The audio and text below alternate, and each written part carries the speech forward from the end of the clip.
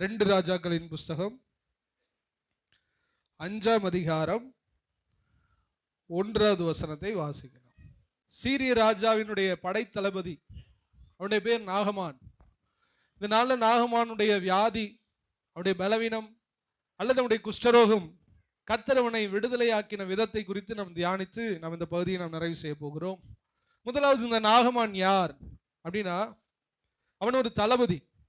சீரிய ராஜாவின் படைத்தலைவனாகிய நாகமான் தளபதி, படைகளுக்கெல்லாம் இருக்கிற ஒரு ஜெனரல். முப்படை தளபதிகள் இருப்பது போல நாகமான் யார்னா சீரியா, இன்னைக்கு இருக்கிற சீரிய தேசம், அன்னைக்கு சிரியா என்று சொல்வார். அந்த தேசத்தினுடைய முழு படைகளுக்கும் அவன் தான் தளபதியாக இருந்தான்.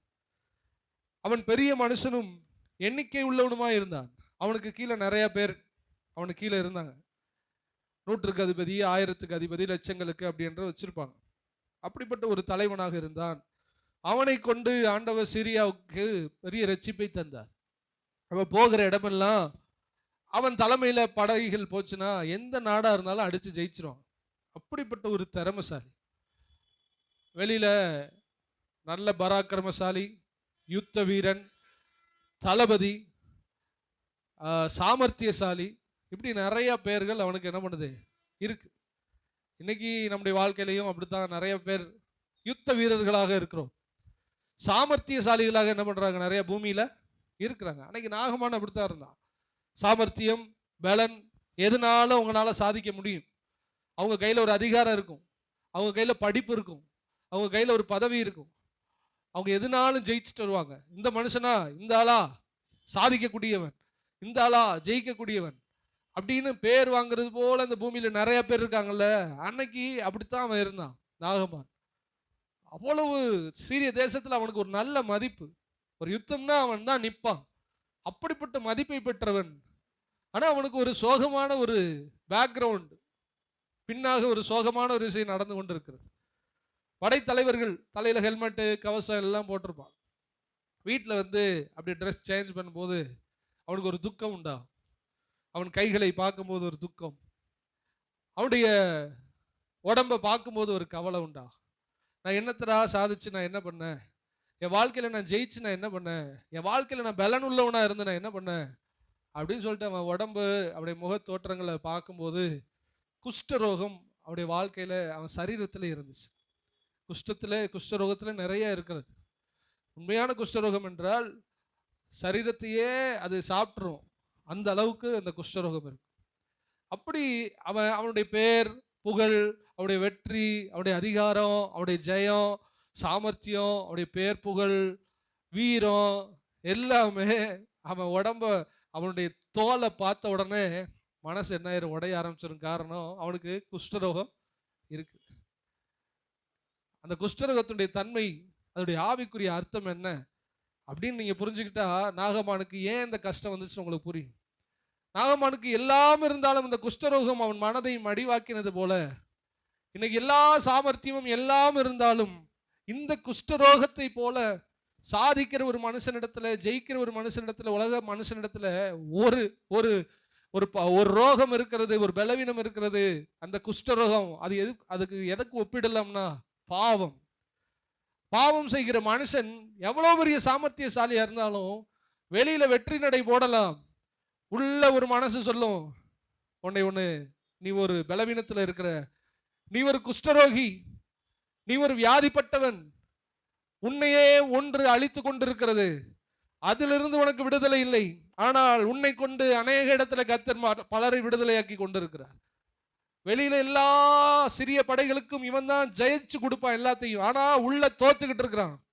நிறைய மனுஷன் வெளியில படிப்பு இருக்குது, பதவி இருக்குது, அதிகாரம் இருக்குது, எல்லாமே இருக்குது, ஆனா உள்ள ஒண்ணு தோத்துக்கிட்டு இருக்கிறான்.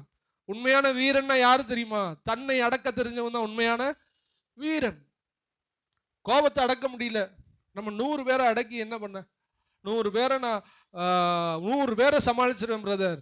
ஆண்டவர் சொல்லுவாரு, முதல்ல உன்னை நீ என்ன பண்ணு பைபிள் அப்படித்தான் சொல்லுது. ஒரு பட்டணத்தை பிடிப்பதை பார்க்கிலும் தன்னுடைய மனதை, ஆவியை, இருதயத்தை அடக்குகிறவன் உத்தமன். ஒரு பட்டணத்தையே பிடிச்சிடலாம், ஆனா ஒரு மனுஷன் தன்னை அடக்குவது ரொம்ப ரொம்ப கஷ்டம். அப்போ எல்லா புகழும் இருக்கிறது, பதவி இருக்கிறது, வீரம் இருக்கிறது, அழகு இருக்கிறது. நான் நிறைய மனுஷனுக்குள்ள இந்த குஷ்டரோகமாகிய பாவமும் உள்ளே இருக்கிறது.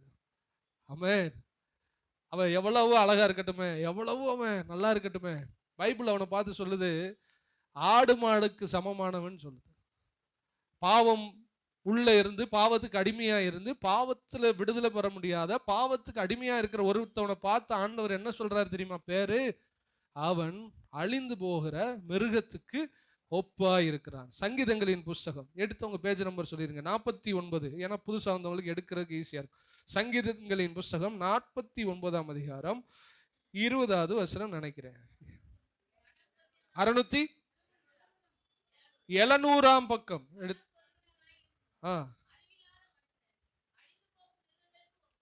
கணம் பொருந்தியவனா இருந்து, கணம் பொருந்தியவனா இன்னைக்கு இருக்கிற பிரைம் மினிஸ்டரை போல பெரிய உலக தலைவனாவே இருக்கலாம். ஆனா அவனுக்கு ஆண்டவர் வைக்கிற பேர் என்ன தெரியுமா? அழிந்து போகிற மிருகம். என்ன மிருகம்? அவனுக்கு அறிவில்லை. என்ன அறிவில்லை? நம்மள ஒண்ணு ஆட்சி செஞ்சுக்கிட்டு இருக்க, நம்மள ஒண்ணு ஆண்டுகிட்டு இருக்குது, நம்ம உலகத்தை ஆண்டுகிட்டு இருக்கோம் நம்ம சொல்றோம், நம்ம பணம் என்கிட்ட இருக்குன்னு நம்ம சொல்றோம், நான் தான் உலகத்திலே அழகானவன் சொல்றோம், நான் தான் உலகத்திலே பெரிய ஞானம் உள்ளவன் சொல்றோம். ஆனா என்னைய ஒண்ணு அடிமைப்படுத்திக்கிட்டு இருக்குதே, அந்த அறிவில்லையே அவனுக்கு. அடுத்து கடவுள் ஒருவர் இருக்கிறார் என்கிற அந்த அறிவில்லையே. மனிதனுக்கு 6 அறிவு, 7வது அறிவு என்று பகுத்தறிவு என்று சொல்கிறார்கள். பகுத்தறியணும். 8வது ஒரு அறிவு, இறைவனை குறித்த ஒரு அறிவு. இறைவன் ஒருவர் இருக்கிறார். அந்த அறிவு ஒரு மனுஷனுக்கு இல்லாவிட்டால் அவன் ஆண்டவருடைய பார்வையில் அவன் யாருன்னா மிருகம். இன்னைக்கு ஒரு நாயை பிடிச்சி உனக்கு வந்துட்டு 23 33 ஆளை பெருக்குன்னு சொன்னா அதுக்கு தெரியுமா? ஒவ்வொன்று ஒரு கொலைக்க தான் செய்யும். அதுக்கு மேக்ஸ் என்ன புரியாது. நாய்க்கு மேக்ஸ் புரியாது. அது மாதிரியே சில மனுஷனுக்கு கடவுளை பத்தி புரியாது. அவங்கள நாயின்னு சொல்ல வரல, அவங்களுக்கு புரியலைன்னு சொல்ல வர. இங்க கடவுளை பத்தி எல்லாருக்கும் புரிஞ்சிருக்குன்னு நான் நம்புறேன். கடவுளை பத்தி ஒரு ஞானம் இல்லை என்றால் கணிதம் புரிந்து கொள்ளாத நாய்க்கு சமம், மிருகத்துக்கு சமம் மனுஷன். ஹல்லேலூயா. எப்படி ஆண்டவர் படைச்சிருக்கிறாரு உடம்ப, ஒரு ஹார்ட், ஒரு முட்டிய, ஒரு எலும்புகளை. நீங்க கொஞ்சம் பாருங்க, கொஞ்சம் சயின்ஸ்லாம் கொஞ்சம் எடுத்து பாருங்க. காலில் 2 ஜாயிண்ட்டை கொடுத்து, கடந்த நாளுக்கு சகோதரர் சொன்னார் 2 ஜாயிண்ட், அதுக்கடையில் எக்ஸ் வடிவத்தில் நாரா எக்ஸ் வடிவத்தில், அதாவது இப்படி கிராஸா போட்டா அந்த முட்டி நகன்றாதுன்னு ஜவ்வை கிராஸா போட்டு அதுல உள்ள நிறைய திரவங்கள் ஓடுது ஃபிளெக்சிபிளா இருக்கிறதுக்கு, அது வெளியில வந்துடக்கூடாதுன்னு ஒன்று மேலே மூடி அதுல ஒரு கிண்ணி மாதிரி வெளியில வச்சு, இதெல்லாம் எப்படி உருவாச்சு? மனுஷன் சொல்றான் அதான் வந்துட்டான். அதான் எப்படி யாரோ யோசித்து ஒண்ணு நம்மளை சிருஷ்டிச்சிருக்கு, நம்மளை படைச்சிருக்கு. இந்த அறிவு, இந்த ஞானம் மனுஷனுக்கு இல்லை. இந்த கண்ணில் என்னதான், இந்த கண்ணு தூரமா பார்க்குது பக்கத்துல பார்க்கறதுனா கண்ணாடி போட்டா ஒரு பார்வை தான் வரும். அதை 2 பார்வை கொண்டு வர சொல்லுங்க இந்த அட்ஜஸ்ட்மெண்ட்டை. இப்போ இயற்கையை கடவுள் மனுஷனை அப்படி அப்படி அழகா படைச்சிருக்கிறாரு. ஆனா கடவுள் ஒருத்தர் இல்லைன்னு சொல்றவனை பார்த்து ஆண்டவர் சொல்கிறார், அவனை போல அறிவில்லாதவன் பூமியில ஒருவனும் இல்லை. கடவுளை குறித்த ஞானம் இல்லாதவன் அவன் எவ்வளவு பெரிய ஆளா, நாகமான போல யுத்த வீரனா, ஜெயிக்கிறவனா, ஜெயம் எடுக்கிறவனா, அவனால பலர் ஆசீர்வாதமா இருந்தாலும் சரி, கடவுள் இல்லாவிட்டால், கடவுளை குறித்த அறிவு அவனுக்கு இல்லாவிட்டால் அவன் அழிந்து போகிற மிருகத்திற்கு சமமாக இருக்கிறான். வீட்டில் போய் தயவா பாடி பார்ட்ஸ் எல்லாம் சயின்ஸில் போய் யூடியூப்ல எடுத்து பாருங்க. முட்டி எப்படி வேலை செய்யுது, ஹார்ட் எப்படி வேலை செய்யுது, கிட்னி எப்படி வேலை செய்யுது. ஒரு டயாலிசிஸ் பண்ணுறதுக்கு 25,000 ரூபா வாங்குவான் ஒரு டைமுக்கு. உங்களுக்கு இலவசமாக பல வருஷமாக டயாலிசிஸ் பண்ணிக்கிட்டு இருக்காரு. உள்ள நீர் தனியாக பிரிஞ்சு போகுது, மற்றது உங்கள் ஆட்டோமேட்டிக்காக போகுது. ரத்தத்தை உருவாக்குற ஒன்று, ரத்தத்தை பம்ப் பண்ணுற ஒன்று, நரம்பு மண்டலங்கள்ல இருந்து அப்படியே செயல்பட்டு எல்லா கைகாலும் இதாகுது. அது பிளாக் ஆனவொடனே ஸ்ட்ரோக்குன்னு சொல்கிறாங்க. எனக்கு தெரிஞ்ச ஒரு சகோதரருக்கு நேற்று முந்தானத்தை திடீர்னு ஒரு கையும் ஒரு காலும் திடீர்னு விளங்காமல் போச்சு. கனெக்ஷன் டப்புன்னு கட்டாது. இது எல்லாம் கரெக்டா படைச்சு வச்ச ஒருத்தர் இருக்கிறாரு.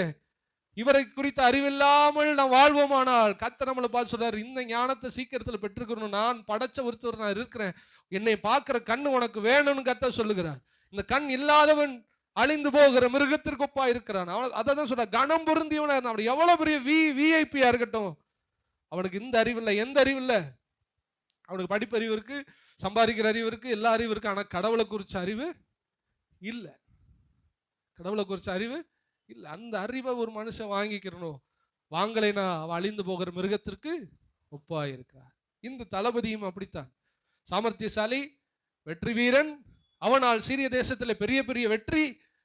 ஆனால் வீட்டில் வந்து அவன் ட்ரெஸ்ஸை கழட்டி அவன் எல்லா ஹெல்மெட் எல்லாத்தையும் வச்சுட்டு வீட்டில் ஃப்ரெஷ்அப் ஆகிறதுக்கு வந்து நிற்பான் பாருங்க. அவன் உடம்பை பார்த்த உடனே அழுதுருப்பான், கண்ணீர் வடிச்சிருப்பான், வேதனைப்படுத்திருப்பான். காரணம் அவனுக்கு இருந்தது குஷ்டரோகம். நான் வெளியில சாதிச்சு என்னப்பா பண்ண, எனக்குள்ளே ஒன்று இருக்கிறது குஷ்டரோகம். அதுதான் பாவம். ஹல்லேலூயா. ஏன் இந்த குஷ்டரோகத்தை பாவத்துக்கு என்று நான் ஒப்பிடுறேன் அப்படின்னா, இந்த குஷ்டரோகம் கொஞ்சம் கொஞ்சமா அரிச்சிரும், சதைய தின்றும்.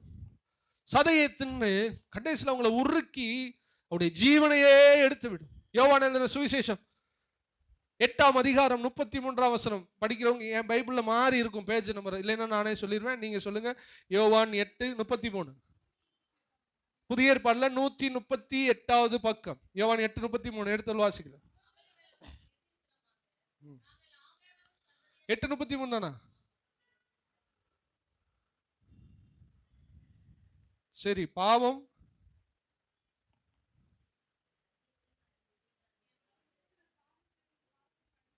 ஓகே, அதான் 34 சாரி 8:30.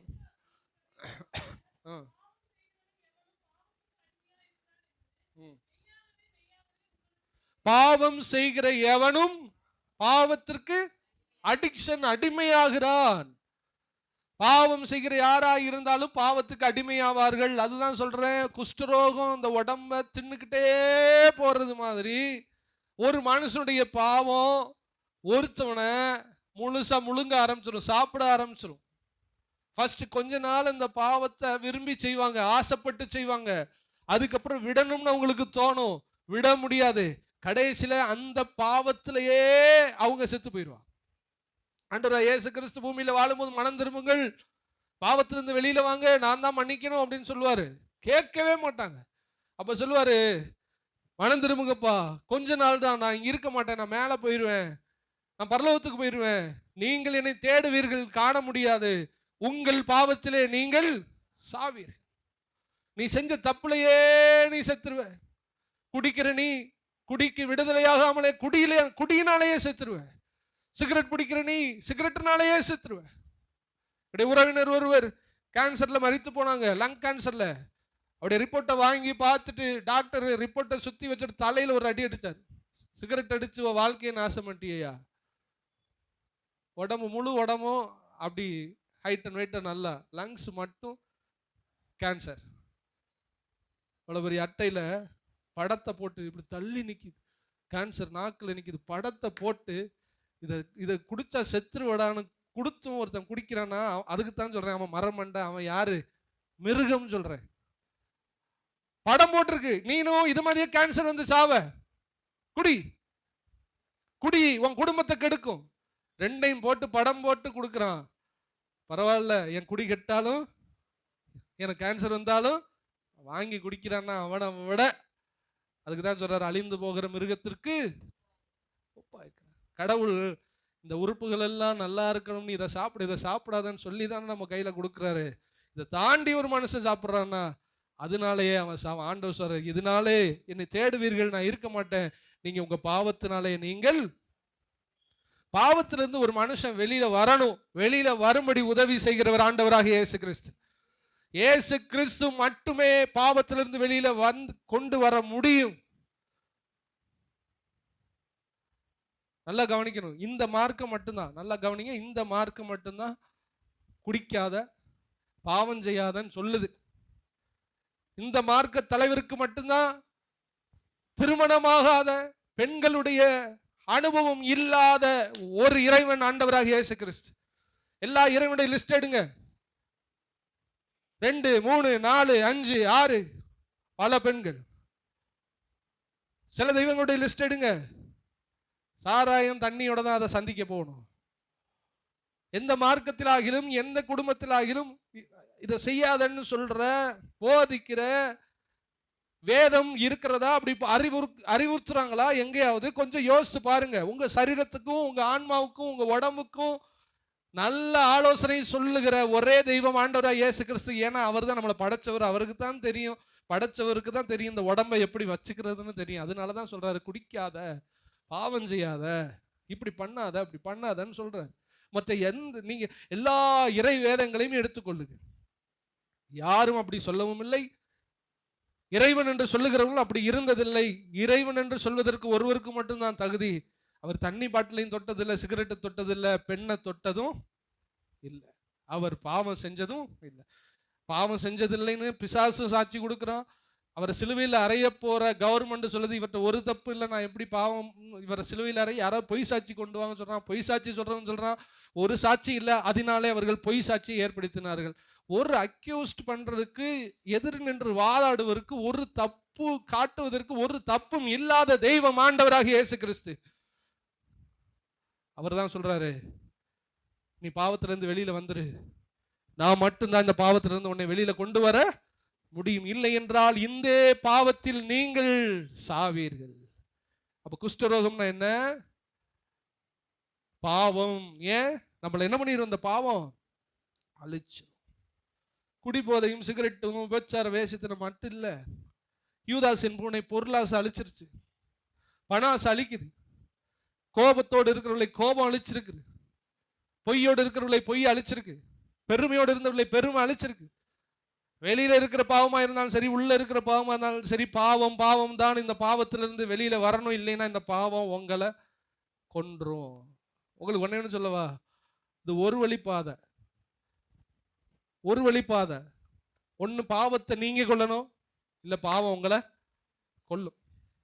அந்த நாட்கள்ல அப்படித்தான் அடிமைகளை விடுவாங்க, ஒரு ரூமுக்குள்ள விட்டுருவாங்க. விட்டுட்டு ஒரு சிங்கத்தை துரத்து விட்டுருவாங்க. உண்மைக்குமே உன் உயிரை காப்பாத்தினா சிங்கத்தை கொண்டா உன் உயிரை காப்பாத்திக்க, சிங்கம் உன்னை கொண்டுருச்சுன்னா உன் வாழ்க்கை முடிஞ்சிருச்சுன்னு உள்ள விட்டுருவான். உள்ள இறங்கி சில சாமர்த்தியசாலிகள் சிங்கத்தை கொண்டு வெளியில வருவான், அவன் உயிர் தப்பிச்சிருவான். சிலர் சிங்கத்தினாலே மடிந்து போவார்கள். நம்ம வாழ்க்கை பயணத்திலையும் ஒரு சிங்கம் நமக்கு முன்பாக இருக்கிறது, பாவம். பாவத்தை ஜெயிச்சா பரலோகம், பாவத்துக்கு அடிமையானால் நரகம். ஒண்ணு அது உங்களை கொல்லும், இல்ல நீங்க அதை கொல்லுவீங்க. கொல்லுவதற்கு ஒரே ஒரு பலன் ஆண்டவராகிய இயேசு கிறிஸ்து. குஷ்டரோகம் என்றால் பாவம். அல்லேலூயா. பாருங்க, அடுத்து இந்த குஷ்டரோகமா இருக்கிற நல்லா கவனிச்சேவாங்க. குஷ்டரோகத்தில் இருக்கிறவங்களுக்கு அந்த சதை அழுகி அழுகி ஒரு நாற்றம் அடிக்க ஆரம்பிக்கும். அதை தான் அன்னை தெரசா அவர்கள் அதை கழுவி சுத்தம் பண்ணி அவங்களுக்கு கடவுளுடைய கிருபையால பணிவிட செஞ்சாங்க. நாரி ஊழ ஓடி சதை உருகி ஓடும், நாற்றம். ஒரு ரட்சிக்கப்பட்ட ஒரு விசுவாசி ஒரு ஆள் இருந்தாராம். ஒரு குறித்து ஒருத்தர் சாட்சி சொன்னார். ஒரு புத்தகத்திலேயே ஒரு செய்தியில நான் கேட்ட ஞாபகம் இருக்குது. அப்ப அவர் ஒரு ஹோட்டல் ரூம்ல இருக்கிறார். அப்ப இந்த விபச்சார ஸ்திரீகள் எல்லாம் அந்த ஹோட்டல் ரூமுக்கு வர்றாங்க, பாவம் செய்யறவங்க. அப்ப இவர் மனசு என்ன பண்ணுது? பாவம் செய்யக்கூடாது, பாவம் செய்யக்கூடாது, பாவம் செய்யக்கூடாது, போராடுது. ஆண்டவர் சொல்றாரு, போராடுறாரு, பாவம் செய்யாத, பாவம் செய்யாதன்னு போராடுறாரு. இப்படி போராடும் போது 2 தூதர்கள் நின்று இவனை எவ்வளவு தடுக்க முடியுமோ தடுத்து கொண்டே இருக்கிறார்கள். நீ செய்யாத, நீ செய்யாத. அவனுக்கு தூதன் தெரியல, ஆனா அந்த ரூம்குள்ள அந்த பெண்கள்லாம் வந்துட்டாங்க. ஸ்ட்ரகிள் ஆகுது, மனசு போராடுது, இளம் வயசு தானே, போராடுது. இவ அப்படியே கண்ட்ரோல் பண்ணி பார்த்தான். கடைசியில பாவத்துக்கு ஒத்துழைச்சிட்டான். ஒத்துழைச்சு அந்த பெண்கள்கிட்ட ஓகே சொன்ன உடனே ஒரு துர்நாற்றம் அந்த இடத்துல கிளம்பிச்சான். இவ பாவம் செய்ய சிந்தனைக்கு ஒப்பு கொடுத்து அவன் ரெடி ஆன உடனே ஒரு துர்நாற்றம் அந்த இடம் முழுவதும் நிரம்பி அந்த தூதர்கள் தங்களுடைய முகத்தை மூடி போற அளவுக்கு அந்த பாவத்துடைய துர்நாற்றம் அந்த தூதருடைய முகத்தையே மூடிட்டு அந்த இடத்தை விட்டு போற அளவுக்கு பாவத்துடைய துர்நாற்றம் எழும்பினதா. இதை இந்த ஆவிக்குரிய அனுபவங்கள் சிலவற்றை எழுதும் பொழுது ஒரு போதகர் எழுதுகிறார். அதை ஒரு ஊழியக்காரர் செய்தியிலே சொல்லுகிறார். நான் புரிஞ்சுக்கிட்ட ஒரு விஷயம், நமக்கு மணக்கிற விஷயம், பாவமான விஷயம், தேவனுக்கு துர்நாற்றமான விஷயம். ஹல்லேலூயா. ஒரு மல்லிகைப்பூ விற்கிறவர் என்ன பண்ணாரா, போய் கருவாடு மல்லிகைப்பூ விற்கிறவர் போய் தன்னுடைய ஒரு வீட்டில், மல்லிகைப்பூ விற்கிறவருடைய ஒரு வீட்டில் கருவாடை சுமந்து சந்தைக்கு போனவர் லேட் ஆயிடுச்சுன்னு ஒரு வீட்டில் போய் வச்சிருக்காரு. அங்கே நைட்டு இந்த மல்லிகைப்பூலாம் பூத்து வாசனை அப்படியே எழும்பியிருக்கு. எழுமணுன்னு இந்த கருவாட்டுக்காரர் கேட்டார், கருவாட்டு பிஸ்னஸ் பண்ணுறோம் நம்ம தப்பான அவங்களுக்கு அவர் நினைச்சாரா ஒரே நாற்று நல்லா தூங்குனீங்களான்னு கேட்டாராம். நான் தூங்கவே முடியலன்னு சொன்னாராம். கருவாட்டு சந்தைக்கு போயிட்டு வந்தவர். ஏன் பிரதர் ஏன் தூங்க முடியல? நைட்டு ஃபுல்லாக ஒரே மல்லிகைப்பூ நாத்தம் அப்படின்னு சொன்னார். என்ன நாத்தம் அப்படின்னு சொன்னாங்க. மல்லிகைப்பூ இவருக்கு நாரண மாதிரி தெரிஞ்சிச்சு. காரணம் நம்ம எல்லாருக்கும் கருவாடு ரொம்ப ரொம்ப, எனக்கு கருவாடு ரொம்ப மணக்கும். நான் கருவாட்டில் உள்ளவங்க டெல்லு மச்சா எல்லாரும் இருக்காங்க. எங்கள் ஒய்ஃபோட அப்பாலாம் கருவாட்டு பிஸ்னஸ் தான். கருவாடு இல்லாமல் நான் சாப்பிட மாட்டேன். அப்படி நீங்கள் தப்பாக நினச்சிடாதீங்க. அவர் சொன்னாரா தூங்கவே முடியல, மல்லிகைப்பூ நாத்தம் தாங்க முடியல அப்படின்னு சொன்னார். நமக்கு மல்லிகைப்பூ நாறுது, கருவாடு மணக்குது. அது மாதிரி பாவம் நமக்கு மணக்கும், பரலோகத்துக்கு சொல்லுங்க நாரும். இதை நீங்க முதல்ல புரிஞ்சுக்க, ஸ்மெல்ல நீங்க முதல்ல புரிஞ்சுக்கிறீங்க. அதெல்லாம் விட்டுருவோம். பன்னிக்கு வருவோம். பன்னிக்கு சாக்கடை உங்களுக்கு நாறுதா இல்லையா? இல்ல பன்னியோட இறங்கிடுவோமா? பாவம் நாற்றம். அதுக்கு தான் நான் எவ்வளவு சொல்றேன். பாவம் ஒரு துர்நாற்றம். பரலோகம் மனம் வீசுகிற ஒரு இடம். உலகத்தில் உள்ள சென்டெல்லாம் தோத்து போயிடும், அவ்வளவு மனம் வீசும் பரலோகம், இறைவன் இருக்கிற இடம். நீங்க சொல்கிற செய்கிற பாவம் பரலோகத்தை துர்நாற்றம் அடைய செய்யும். உங்களுக்குள்ள ஆண்டவர் இருக்கிறார். நான் அன்னைக்கு சொன்னேன், நம்ம தான் ஆலயம், நமக்குள்ளதான் யார் இருக்கிறா? ஆண்டவர் இருக்கிறார். இந்த ஆலயத்துக்குள்ளே வசிக்கிற ஆண்டவர் என்னுடைய துர்நாற்றத்தில் அவஸ்தைப்படக்கூடாது. கிறிஸ்துவுக்குள் எங்களை வெற்றி சிறக்க பண்ணி எப்பொழுதும் அவர் என்ன பண்றாராம்? அந்த வாசனை வீச பண்ணுகிறாரா? நம்ம வாழ்க்கை இறைவனுக்கு வாசனை வீசணும்னா பாவம் செய்யக்கூடாது. புரிஞ்சுச்சா? பாவம் உள்ள இருக்க இறைவனுக்கு நாற்றம். அதனால சொல்ற குஷ்டரோகி அப்படின்னா நாற்றம் எடுப்பவர்கள். குஷ்டரோகி என்றால் எல்லா உடம்பும் அரித்து கொண்டு பாவத்திலே சாபவர்கள். அடுத்து இந்த குஷ்டரோகியை பற்றி நான் உங்களுக்கு இன்னொரு விஷயம் சொல்ல போறேன். இந்த குஷ்டரோகிகள் அந்த நாட்கள் இஸ்ரவேலில் மக்கள் வந்துட்டா, ஒருத்தன் குஷ்டரோகம் இருந்தா இவன் முகத்தை நல்லா கவனிக்கணும், அப்படியே மூடி போட்டுட்டு இவன் சொல்லணும் தீட்டு. தீட்டுனா அசிங்கம், நான் ஒரு தீட்டு, நான் ஒரு அசிங்கம், நான் ஒரு ஒரு ஒரு ஒரு அருவருப்பானவன், என்கிட்ட யாரும் என்ன பண்ணாதீங்க வராது. இப்படி இஸ்ரவேலிலே சொல்வது வழக்கம். ஏன்னா இவங்க நல்ல பீப்புள், நல்லா இருக்கிறவங்க குஷ்டரோகத்துக்காரங்களை நெருங்கக்கூடாது அந்த நாட்கள். அப்போ அவங்க என்ன பண்ணுவாங்க, அட்வான்ஸா இப்போ நான் குஷ்டரோகம் வச்சிருக்காங்க, யாராவது வந்துட்டா நான் மூடிட்டு என்னை பார்க்காதீங்க, என் பக்கத்தில் வராதிங்க, நான் ஒரு குஷ்டரோகி, என்கிட்ட வராதிங்க அப்படின்னு என்னை நான் அருவருத்து மற்றவர்களுக்கும் அருவருப்பாய் மாறி வெட்கமாய் நிற்கிற ஒரு இடம் தான் குஷ்டரோகம். 1 யோவான் 2:28 இதற்கு அழகாக ஒரு வார்த்தை இணை வசனமாக இருக்கிறது. 1 யோவான் 2:28.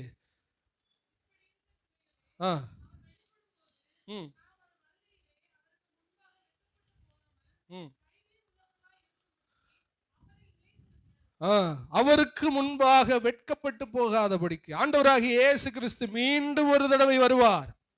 நல்லா கவனிக்கணும். வரும் பொழுது இப்படி இருக்க பிள்ளைகளே, இயேசு கிறிஸ்து திரும்ப வரும் பொழுது குஷ்டரோகியை போல பாவத்தில் இருக்கிறவர்கள் அவருக்கு முன்பாக என்ன செய்வாங்களா?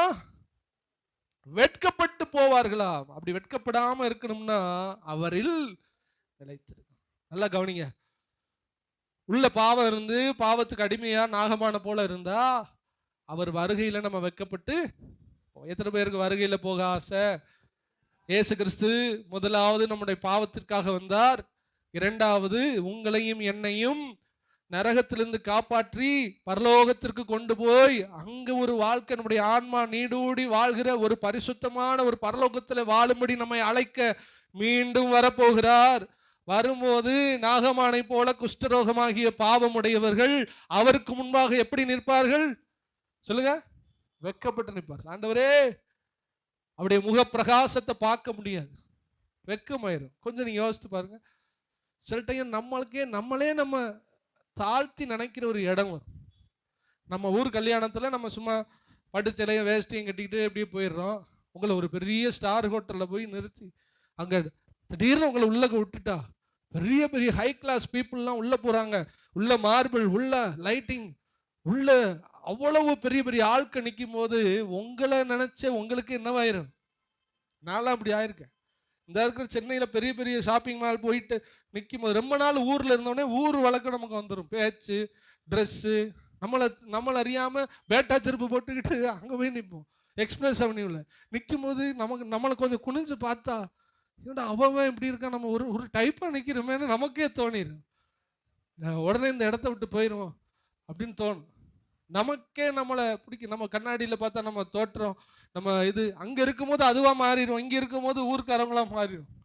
ஊரில் சென்னையில் இருக்கும் போதெல்லாம் அப்படியே அதுவாகவே மாறிடுவாங்க. இங்கே வந்தோடனே அப்படியே ஒரு வாரம் தான். அமெரிக்கா போய் இன்னும் எந்த லண்டன் ஜேம்ஸ் சொல்றதுலாம் அமெரிக்காவில் இருந்தார். அவரெல்லாம் ஊருக்கு வந்தோடனே எங்கள் ஊருக்காரரை பக்கவாக மாறிட்டார். இப்படி அவர் ஏர்போர்ட்டுக்கு இப்போ போக முடியுமா கைலியோட? அங்கே போனோடனே தோற்றம் மாறும், இங்கே போனே தோற்றம் மாறும். இது மாதிரி பரலோக காட்சி, பரலோகமும் தேவனும் இறங்கி வருவார். இறை பிரசன்னம் இறங்கி வரும்போது பாவி அந்த பிரசன்னத்தில் நிற்கவே முடியாது. நரகத்தில் இவர் போடவே தேவையில்லை, இவனே ஓடிடுவான். நான் வாழ வேண்டிய இடம் நரகம், உங்களுக்கு முன்னாடி நான் நிற்கவே முடியாது ராஜா, உங்க முகத்தை பார்க்கவே முடியாது. மோசே நல்லா கவனிங்க. மோசே 40 நாள் ஜெபம் பண்ணிட்டு கீழே வந்தான். அவனை பார்த்து மக்கள் சொன்னாங்க, தயவுசெய்து உங்க முகத்தை மூடுங்க, உங்களை எங்களால பார்க்க முடியல. முக்காடு போட்டுட்டு வந்தான். 40 நாள் ஜெபம் பண்ணிட்டு வந்தவன் இங்க ஒரு குஷ்டரோகி முக்காடு போட்டு நிற்கிறானே பார்க்காதனே. அங்க ஒரு மோசே நிற்கிறான், பிரசன்னத்தை பார்க்க முடியல. இறை பிரசன்னத்துக்கு முன்பாக பாவிகள் நிற்க முடியாது. நீங்களும் நானும் வெக்கப்படாம நிக்கணும்னா உள்ள பாவம் இருக்கவே கூடாது. பரிசுத்தமா வாழ்ந்தாதான்ப்பா தைரியமா அவர் வருகையில நிக்க முடியும். நல்லா புரிஞ்சுக்கிறங்க. சந்திக்க போறது ஹை வாட்ஸ் கரண்ட் மாதிரி இருக்கிற பிதாவாகிய தேவனை, ஆண்டவராகிய இயேசு கிறிஸ்துவ, ஒளியின் இருப்பிடம், உலகத்தை படைத்தவர், சர்வ வல்லமை உள்ளவர், உங்களை என்னையும் படைச்சு அண்ட சராசரங்களையும் படைத்த சர்வ வல்லமை உள்ள ஒரு தேவனை கண்ணுக்கு கண்ணா நேரடியா ஒரு நாள் பார்க்க போகிறோம். பார்க்க ஒரு தைரியம் வேணும், பார்க்க ஒரு பிரச்சனை வேணும், பார்க்க ஒரு கிருபை வேணும். அது பரிசுத்தமா வாழ்ந்தா மட்டும்தான் நம்முடைய வாழ்க்கையில முடியும். அல்லேலூயா. மற்றபடி அது முடியவே செய்யாது. ரெண்டாவது பாத்தீங்கன்னா, அடுத்து வெளிப்படுத்தின விசேஷம் 22ஆம் அதிகாரம் 15வது வசனத்தை வாசிங்க.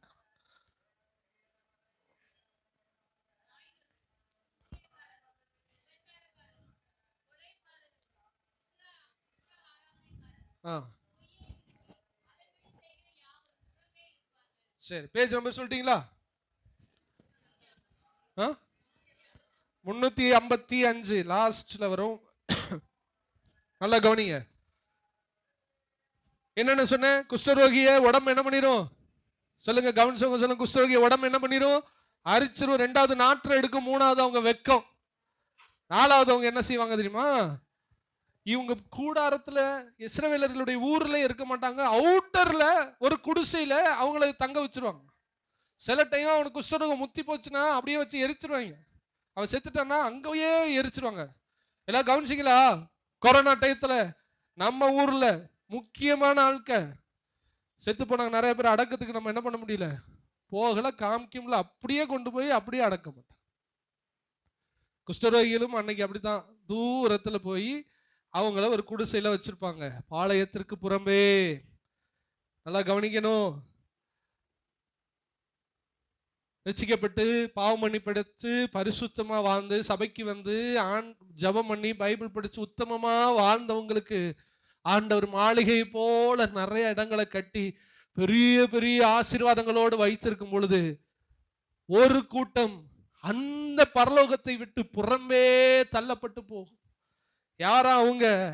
நாய்களும் சூனியக்காரரும் விபச்சாரக்காரரும் கொலைபாதகரும் விக்கிரகாராதனைக்காரரும் பொய்யை விரும்பி அதன்படி செய்கிற யாவரும். பாவம் செய்கிறவன், பொய் சொல்றவன், குடிக்கிறவன், கஞ்சா அடிக்கிறவன், சிகரெட் அடிக்கிறவன், மாய்மாலம் பண்றவன், விக்கிரகாராதனை செய்யறவன், எல்லாத்தையும் ஆண்டவர் அவ்வளோ பெரிய பரலோகத்தில் இருந்து தள்ளி அவர்களை புறம்பே தள்ளுவார். அக்கினியும் கந்தகமும் எரிகிற கடலிலே அவர்களை தள்ளி போடும். அல்லேலூயா. பாளையத்திற்கு புறம்பே தள்ளப்படுவார். அப்ப இந்த நாகமான் வெளியில வெற்றி உள்ளவன், உள்ள ஒரு குஷ்டரோகி. இவன் எப்படி விடுதலை கிடைச்சிச்சு தெரியுமா? ஆழமா நான் போகல, ஒரு 2-3 வரிகள்ல நான் சொல்லி நம்ம நேரம் ஆயிடுச்சு, நம்ம ஜெபிக்க போறோம். ஒரு 3 விஷயம் அவனுக்கு ஒரு விடுதலை தந்துச்சு.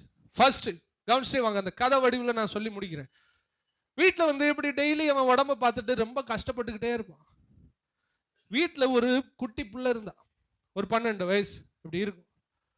இஸ்ரவேல் தேசத்துல சீரிய படைகள் யுத்தம் பண்ணிட்டு அடிமையா பிடிச்சிட்டு வந்த ஒரு அடிமை பொம்பளை பிள்ளை வீட்டில் பாத்திரம் விளக்கிட்டு வீடு கூட்டிக்கிட்டு இருப்பா. யார் வீட்டில்? நாகமான் வீட்டில். எந்த ஊரு? இஸ்ரவேல், சமாரியா, இஸ்ரவேல். இப்படி வீடு கூட்டிக்கிட்டு இப்படியே இருக்கும் பொழுது எஜமான் டெய்லி வந்து மனசு கஷ்டப்படுறத பார்த்துக்கிட்டே இருந்து அப்படி நாச்சியாட்டோட ஒய்ஃப்ட சொல்றா, அம்மா அம்மா நான் உங்கள்கிட்ட ஒன்று சொல்லவா? என்ன? எஜமா எவ்வளவோ திறமைசாலி, எவ்வளவோ நல்லா இருக்கிறாரு, ஆனா அந்த குஷ்டரோகம் அவருக்கு இருக்குல்ல, இது எங்க போனாலும் சரியாக மாட்டேங்குதுல. நான் உங்களுக்கு ஒரு ஐடியா சொல்லவா? என்ன? எங்க ஊர்ல ஒரு தீர்க்கதரிசி இருக்கிறான், அவன் பேர் எலிசா. அவன்கிட்ட போய் பார்த்துட்டு ஒரு ஜெபம் பண்ணிட்டு, இல்லை அவரை ஜெபம் பண்ண சொல்லுங்க, சரியாயிரும் அப்படின்னு சொன்ன உடனே இந்த நாகமான் தன்னுடைய வீரம், தன்னுடைய எல்லாத்தையும் விட்டுட்டு, ஏய் நீனே என் வீட்டில் அடிமையா இருக்கிற ஒரு பொண்ணு, நீ சொல்லி நான் அவன்கிட்ட போய் சுகம் அடையுமான்னு கேட்காம உடனே அந்த இடத்தை விட்டு புறப்பட ஆரம்பிச்சு. இவ ஒரு அடிமை பெண், ஆனா இவ வாயிலிருந்து வந்த வார்த்தை விடுதலை அளிக்கிற ஒரு வார்த்தை.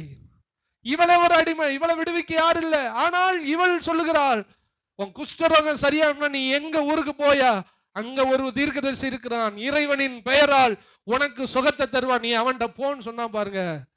அந்த அடிமை பெண், அதுதான் ஆண்டவராகிய இயேசு கிறிஸ்துவை பற்றிய நற்செய்தி சுவிசேஷம். ஆண்டவராகிய இயேசு கிறிஸ்து மட்டுமே இந்த பாவத்திலிருந்து விடுதலை தர முடியும் என்கிறத தான் அன்னைக்கு அந்த பெண், சின்ன பெண் சொன்னா, தான் எவ்வளவு கஷ்டப்பட்டாலும் பரவாயில்ல, இந்த இயேசுதான் அவனுக்கு விடுதலை தருவார். சொன்னது மாதிரியே போனா கர்த்தர் அவனுக்கு ஒரு சுகத்தை தந்தார். அல்லேலூயா. இந்த அடிமை பெண் யாருக்கு அடையாளமா இருக்கிறா தெரியுமா? ஆண்டவராகிய இயேசு கிறிஸ்து பூமியில வாழும்போது ஒரு அடிமையின் கோலம் எடுத்தார். இன்னைக்கு எல்லாருக்குமே வெளியில போனோடனே ஒரு கேள்வி இருக்கு. என்ன கேள்வி இருக்கு தெரியுமா? இருக்கிறதுலயே மட்டமா நம்ம இயேசுப்பாவை மட்டும்தான் பார்ப்பாங்க, நம்ம மட்டும்தான் பெருமையா பார்ப்போம். என்ன மட்டமா பார்ப்பாங்க தெரியுமா? ஏய் அவரையே அவரால் என்ன பண்ண முடியல, சும்மா கடங்கப்பா போங்க, விடுவிப்பாரு, சுகம் தருவாரு, ஜெயம் தருவாரு, யுத்த வீரரா, பாவம் போல தொங்கிக்கிட்டு கிடக்காருப்பா. இருக்கிறதுலையே எல்லாம் ஆனந்தம் கேலண்டர், தங்க மாளிகை கேலண்டர்ல பார்த்தா பாவம் போல தொங்குற ஒரே ஆள் இவர்தாயா. அந்த காலண்டர் கூட ரொம்ப நல்ல தெய்வம்யா, எப்படி தொங்கிக்கிட்டு இருக்காரு பச்சை பிள்ளை மாதிரி. ஐயா அவர் பச்சை பிள்ளை இல்ல, விடுதலை அளிக்கிற வார்த்தை அவரிடத்துல உண்டு. அடிமை பெண் வீட்டை விட்டு வெளியில வர முடியாது, நீனே ஒரு அடிமை, ஆனால் அவள் வாயிலிருந்து புறப்படுகிற வார்த்தை இவனுடைய குஷ்டரோகத்தை மாற்றியது. இவளே வர அடிமை மாத்துச்சு. இயேசு கிறிஸ்து இந்த பூமியில அடிமையா இருக்கலாம், அடிமையின் ரூபமா இருக்கலாம், ரொம்ப ஒரு கோழையான தெய்வமா இருக்கலாம். கோழைன்னு தான் சொல்றான். வெளியில நாங்க போகும்போதெல்லாம் ஏசப்பாக்கு அவங்க வைக்கிற பேரு கோழை. இயேசு ஒரு கோழையின் தெய்வம், கோழை தெய்வம். தைரியம் இல்லை, அவர் சிலுவையில தொங்கிக்கிட்டு அவரையே காப்பாற்ற முடியல. இல்ல, அவர் உங்க பாவத்துக்காக என் பாவத்துக்காக தண்டனைக்காக தான் தொங்கினாரு. ராஜாதி ராஜாவாய் அவர் மீண்டு வருவார், உங்க தண்டனை ஏத்துக்கிறதுக்காக அவர் தொங்கினார். அவர் கோழை இல்ல, அவர் சொல்ல ஆகும், அவர் கட்டளையிட. அவர் பார்க்கறதுக்கு கோழையை போல இருக்கிறார், ஆனா நம்முடைய வாழ்க்கையில ஒரு பயங்கரமான காரியத்தை செய்கிறவராய். ஹல்லேலூயா. ஃபர்ஸ்ட் அடிமை பெண், ரெண்டாவது எலிசா பார்த்தாச்சு. எலிசா சொல்றான், போய் யோர்தான் நதியில என்ன பண்ணி 7 தடவை முங்கு. அவன் சொல்றான், ஏய் எங்க ஊர்ல தமஸ்குல 2 பெரிய நதி ஓடுது, அங்க இல்லாத சுகமாயா ஓ நதியில நான் இங்க மூழ்கினே வந்துடும் அப்படின்னு சொல்லுவான். உடனே பக்கத்துல உள்ளவங்க சொல்லுவான், ஏ பெரிய ஒரு காரியத்தை சொன்னா நீ செய்ய மாட்டியா, ஒரு சின்ன காரியம் தான், நான் போய் முங்கி எந்திரிச்சிட்டு வான்னு சொல்றதுல உனக்கு என்ன, போய் முங்கி எந்திரியான்னு சொன்னா நேர போனா யோர்தான்ல முங்கி எந்திரிச்சான் பாருங்க. குழந்தை உடம்பு மாதிரி அவன் உடம்பு என்ன ஆயிடுச்சு, மாறிடுச்சு. அந்த நதி ஆண்டவராகிய இயேசு கிறிஸ்து, அந்த அடிமை பெண் ஆண்டவராகிய இயேசு கிறிஸ்து, மூழ்கி எழுந்த யோர்தான் நதி ஆண்டவராகிய இயேசு கிறிஸ்து. பரலோகத்துல ஒரு நதி இருக்கிறது, அந்த நதி ஓரத்துல மரங்கள் இருக்கும், மரத்துல இலை இருக்குமா, அந்த இலைய சாப்பிடுறவனுக்கு எந்த வியாதியுமே வராது. அந்த பரலோக நதியே உங்களிடத்துல என்னிடத்துல வந்திருக்கிறது, அதுதான் ஆண்டவராகிய இயேசு கிறிஸ்து எனும் நதி. கரங்களை வைத்துறாலே சொல்லுங்களேன். அந்த அடிமை பெண் இயேசு கிறிஸ்து, இந்த யோர்தான் நதி இயேசு கிறிஸ்து. மூணாவது உட்கார்ந்து இருக்கிறாரு, நாகமான் வர்றான். நான் முடிக்க போறேன். வந்து வாசல்ல ஏனிக்கிறான். யாருப்பா வந்திருக்கிறா? இப்படி சீரிய நாட்டு தளபதி, உடம்பு ஃபுல்லாக குஷ்டரோகம் சரியாகணுமாமே. அவனை அப்படியே போய் யோர்தான்ல என்ன பண்ணு குளிக்க சொன்ன கடுப்பாயிருச்சு. இவன் நினைச்சான் மயில் இலையை தொட்டு இப்படி செஞ்சு, இல்லை 2 வேப்பலையை வச்சு அடிச்சு, இல்லை ஏதாவது ஒன்று வித்தியாசமாக பண்ணுவாராக்குன்னு பார்த்தா இவர் ஒரு வித்தியாசம் பண்ணல. இப்படியே உட்கார்ந்து வேதத்தை தியானிச்சுக்கிட்டு ஆண்டோடைய வார்த்தையை தியானிச்சுட்டு அவன் அப்படியே போய் முங்க சொல்லு சரியாயிருன்னு சொன்னா அந்த வேர்டு, அந்த வார்த்தையின்படியே அவன் சுகமானார். அல்லேலூயா. இந்த 3வது அந்த வார்த்தை ஆண்டவராகிய இயேசு கிறிஸ்து. உங்க வாழ்க்கையில் இருக்கிற எல்லா பாவமும், உங்க வாழ்க்கையில் இருக்கிற எல்லா சீர்கெட்ட நிலைமைகளும் மாற வேண்டுமானால் இந்த இறை வேதம் உங்களை மாற்றும். ஆமென். அல்லேலூயா. பைபிள் இருக்கிறவங்க தூக்கி ஒரு அல்லேலூயா சொல்லுங்க. இல்லாதவங்க கோச்சுக்கிறாதீங்க. கர்த்தர் உங்களையும் பைபிள் தூக்க வைப்பாராக. அல்லேலூயா. இந்த இறை வேதம் உங்களுக்கு ஒரு மாற்றத்தை தரும். நீ போ, என் வார்த்தையின்படி அவன் சுகமாவான். அவன் என்னடா வருவான், தலையில கை வைப்பான், அந்த ஆயில் கொடுப்பான், இந்த ஆயில் கொடுப்பான், அப்படி ஏதாவது செய்வான், சுழுக்கெடுப்பான், அதை தடவி விட, இதை ஒன்றும் கிடையாதுயா. இயேசு கிறிஸ்துடைய வார்த்தை உன்னை விடுதலையா. அவர் சொல்ல ஆகும். பூமி அவருடைய வார்த்தையால் நிற்கிறது. வார்த்தையால் சுவாசிக்கிறோம். மனுஷன் உண்டாக கடவுள் என்று சொன்னார், உண்டாகப்பட்டான். ஜீவ சுவாசத்தை ஊதினார். அவர் வாயில் இருந்த சுவாசம் ஜீவனை கொண்டு வந்தது. மனிதனை ஆசீர்வதித்தார். பெருகு என்று பெருகினான். எல்லாம் ஒரு வார்த்தை. நல்லா கவனிங்க. 2 வார்த்தை அல்லது 3 எடுக்கலாம். உங்களுக்குள்ள இருந்து கடவுள் பேசுவார். நீங்க கஷ்டத்துல இருக்கும்போது கடவுள் வார்த்தை உங்கள்கிட்ட பேசும். அந்த வார்த்தை உங்க வாழ்க்கையை மாற்றும். உலகத்துல நீங்க போன்ல பேசலாம், யூடியூப் பார்க்கலாம், செல்லுல பார்க்கலாம், யாரோடைய பேசுங்க. கடவுளோட முதல்ல பேச கத்துக்கிறங்க. உங்க கஷ்டத்துல அவர்கிட்ட ஜெபம் பண்ணும்போது அவர் உங்கள்கிட்ட பேசுவார். மகனே நான் பார்த்துக்கிறேன்டா, மகனே உன்னை நான் விடுவிப்பேன், மகனே நான் உன்னோட கூட இருப்பேன், நான் உன்னை விட்டு விலக மாட்டேன். அவர் வார்த்தை உங்கள்கிட்ட வரும் பாருங்க. உங்க வாழ்க்கையில ஒரு பெரிய மாற்றமே உண்டாயிரும். அந்த ஒரு வார்த்தை போதும் உங்க வாழ்க்கையே மாறு. உங்களுக்குள்ள இருந்து ஆவியானவர் பேசுவார். 2வது ஆவியானவர் என்ன பேசுகிறாரோ அது எல்லாம் இந்த பைபிள்ல ஆண்டவரே நீங்க என்னோட பேசுங்கன்னு புரட்டுங்க. கர்த்தர் உங்களோட கூட பேசுவார். அந்த வசனம் பேசின உடனே உங்களுக்கு ஒரு மாற்றத்தை ஆண்டவர் தருவார். 3வது இது போல கூட்டங்களிலே பேசும் பொழுது எங்கள் மூலமாய் கர்த்தர் உங்களிடத்திலே பேசுவார். பிரசங்கத்திலிருந்து வார்த்தை வரும். சொல்லுங்க, பிரசங்கத்திலிருந்து வார்த்தை வரும். அடுத்து பைபிள்ல இருந்து வரும். உங்களுக்குள்ளேயே ஆண்டவர் என்ன பண்ணுவாரு? 3 வார்த்தையும் கடந்து வரணும். இப்படி வார்த்தை வரும் பொழுது நீங்கள் விடுதலை ஆவீங்க. ஹல்லேலூயா. எத்தனை பேர் நம்புறீங்க? ஹல்லேலூயா. இங்கே ஒரு பிரதர் வருவார், நீங்க பார்த்திருப்பீங்க. அவர் தலையில ஒரு நாள் கட்டி, கேன்சர் கட்டி, டியூமர் கட்டி, அவர் ராத்திரி உட்கார்ந்து அழுகிறார். டாக்டர் சொல்லிட்டாங்க தலையில இருக்குது, உங்களை ஒன்றும் செய்ய முடியாது, காப்பாற்ற முடியாது. உட்கார்ந்து அழுகிறார். டாக்டர் சொல்லிட்டாங்க தலையில இருக்குது, உங்களை ஒன்றும் செய்ய முடியாது, காப்பாற்ற முடியாதுன்னு. அவருக்கு ஒரு மகள். ராத்திரி உட்கார்ந்து அழுதார். ஆண்டவரே ஆண்டவரே, என் மகள் இருக்குது, என் குடும்பம் இருக்கு, என் ஜீவனை தாங்கன்னு அழுதுகிட்டு இருக்கும்போது உங்களுக்கு வார்த்தையோட வல்லமையை பத்தி சொல்ல விரும்புறேன். அழுது ராத்திரி ஃபுல்லா அழுகும்போது ஒரு வேர்டு, ஒரு சத்தம் வந்துச்சு, பயப்படாதே. ஒரு வேர்டு தான், பயப்படாதே. இவருக்கு என்னமோ நடந்த மாதிரி இருந்துச்சு. அடுத்த நாள் போய் செக் பண்ணாரு.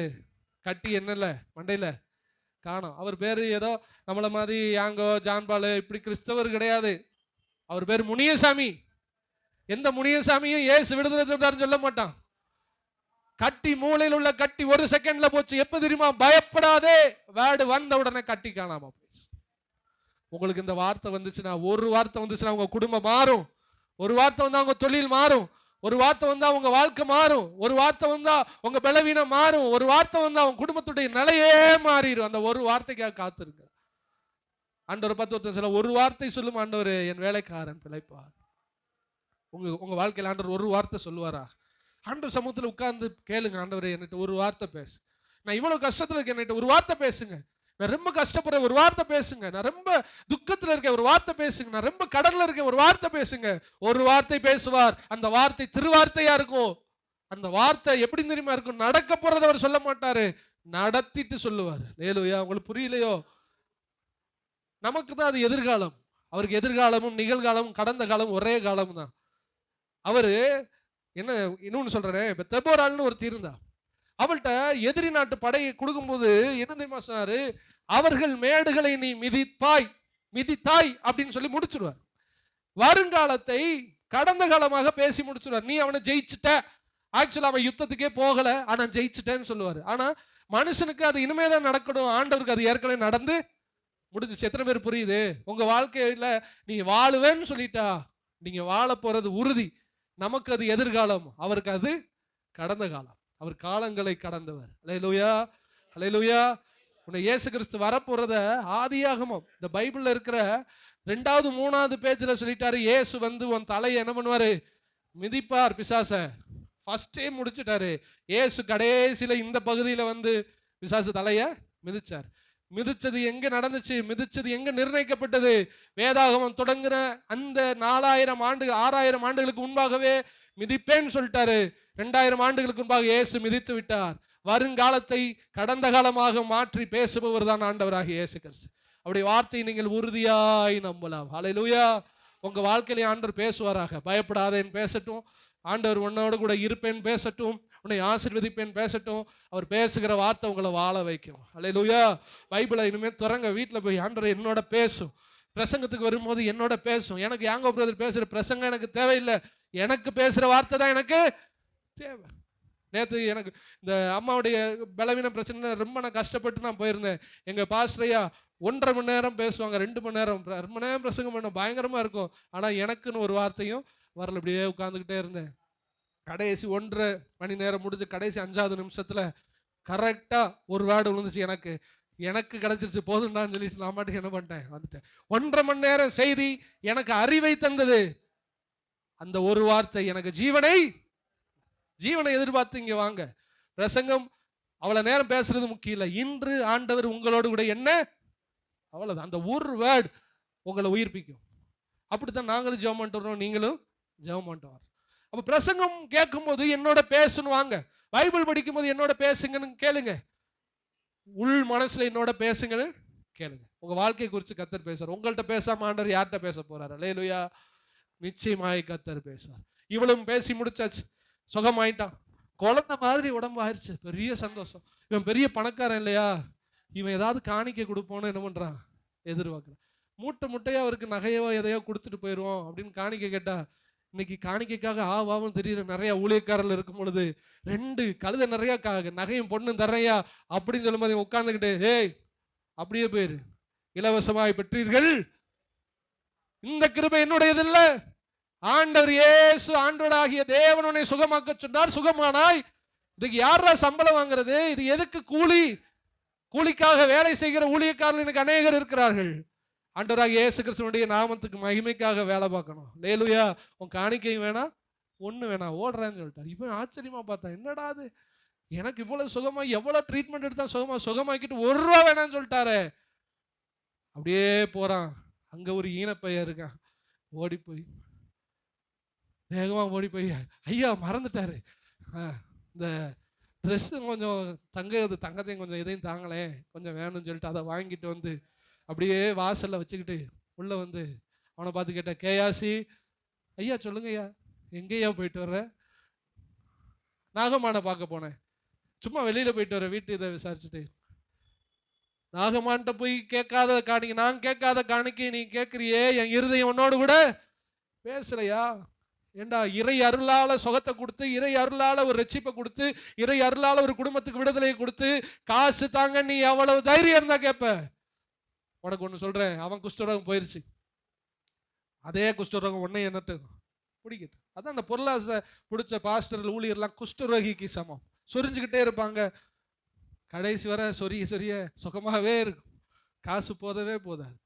மாசத்துல பல லட்சம் கிடைச்சாலும் இந்த ஊழியக்காரன் சொரிவான், இன்னும் வேணும், இன்னும் நம்ம செல்லகுமாரையா பிரசனத்துல நிரப்பும் போது இன்னும் சொல்லி தேவ பிரசனத்தை நிரப்புவாரு. ஆனா இங்க அநேக ஊழியர்கள் இன்னும் கேவலம். கேயாசி பொருளாசை உள்ள ஊழியக்காரன். எலிசா 1 ரூபா தொடல, அப்படியே போ, காசுக்காக நான் ஊழியம் பார்க்கல, என் தேவன் உன்னை விடுதலை ஆக்கினார், அவருக்கு நன்றி சொல்ல, அவருக்கு ஏதாவது செய்யணும்னா ஏதாவது செஞ்சுட்டு போயிட்டே போ. என்ன சொல்ல வரேன்னா, பைசா வாங்கி தரிசனம் பெறும்படி நாம் ஆண்டவர் ஒன்றும் பைசாவா செலுக்கிற புரோக்கர் அல்ல, இலவசமாய் உங்களுக்கு சுகத்தை தருகிற இரட்சகரை நீங்கள் ஆராதித்துக் கொண்டிருக்கிறீர்கள். அல்லேலூயா. இலவசமாய் அவரிடத்துல வர்றதுக்கு எந்த காசு பணம் தெரியும், டோக்கன் கொடுக்குறாங்க கோயில்ல. முங்கிய வந்திக்கிறதுக்கு சாமி தரிசனத்துக்கு டோக்கன். நம்ம சாமி டோக்கன் வாங்காது, டிக்கெட்டு வாங்காது, காசு வாங்காது. அப்படி வாங்குச்சுன்னா எங்க சாமி தான் ஊர்லயே பெரிய பணக்கார சாமி. வாங்கவே இல்லை இதுவரை யார்ட்டையும் கேட்டதும் கிடையாது. இலவசமாய் முழு ரத்தத்தையும் கொடுத்தவர், ஜீவனையே கொடுத்தவர். எலிசா மூலமாய் விடுதலையோடு கூட ஃப்ரீயான ஒரு விடுதலையை கர்த்தர் கொடுத்தார். உங்க வாழ்க்கையில நீங்கள் ஆராதிக்கிற தேவன் உங்கள்கிட்ட காசை எதிர்பார்க்கிற தேவன் அல்ல. உங்கள் காணிக்கை முக்கியம். இங்கே வரும்போது எனக்கு சில டைம் வருத்தமா இருக்கும். சில காணிக்கை போட முடியாம வருத்தத்தோடு போறதை நான் பார்ப்பேன். உங்கள் காணிக்கை எங்களுக்கு தேவை இல்லை, இயேசுவுக்கு தேவை இல்லை. நீ எவ்வளவு மனசு விரும்புறீங்களோ உங்க இஷ்டம், கொடுக்க முடியல அது உங்க இஷ்டம். நீங்க ஜெபம் பண்ணா போதும். இந்த ஆண்டவரை நீங்க விடாம இருந்தா போதும். இந்த இயேசு உங்கள் இருதயத்தையே கேட்கிறார், உங்களுடைய பணத்தை அல்ல. அவருக்கு இருதயம் முக்கியம். எலிசா சொன்னா ஒரு பைசா வேணாம், போ இலவசமா வாங்கி நீங்க ஜெபம் பண்ணுங்க. ஆண்டவர் உங்களுக்கு இலவசமா உங்க குடும்பத்தை ஆசீர்வதிப்பார். அல்லேலூயா. உங்கள் வேதனைகளை இலவசமாய் மாற்றுவார், உங்களுடைய துக்கத்தை இலவசமாய் மாற்றுவார், உங்கள் வியாதியை இலவசமாய் மாற்றுவார். ஒரு ரூபாய் எதிர்பார்த்து உங்களை இழுத்துக் கொள்ளுகிற தேவன் அல்ல, தன் ஜீவனையே கொடுத்தவரை நீங்கள் ஆராதித்துக் கொண்டு இருக்கிறீர்கள். அல்லேலூயா. இந்த நாகமான் சுகம் அடைந்தார். இன்னைக்கு இங்க இருக்கிற நம்மளையும் ஆண்டவர் சுகப்படுத்துவாராக. அல்லேலூயா.